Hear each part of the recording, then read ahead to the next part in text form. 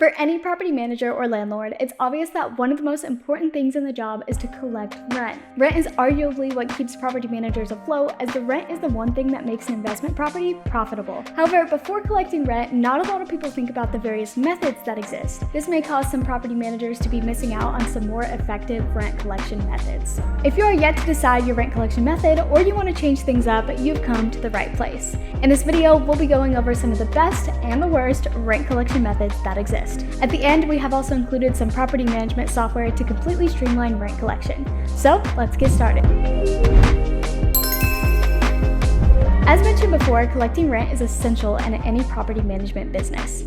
If the tenant doesn't pay rent, the responsibility falls to the property manager or the landlord. This is a problem because that means that the property will no longer be profitable. It will be quite the opposite, actually. Since collecting rent is so important, it's even more important to have an effective form of collecting the rent payments. This may not seem like a pressing issue, but there are actually a lot of complications that can possibly occur. In order to get the full amount for rent and on time, it's vital that the rent collection method you choose is sufficient. This means that the method should protect against situations like missing money, late payments, or missing payments. Some collection methods easily achieve this, while some carry a higher risk. However, there are many other factors that one must consider before choosing one of these methods. Let's go over some of those factors that heavily affect the way that a landlord collects the rent.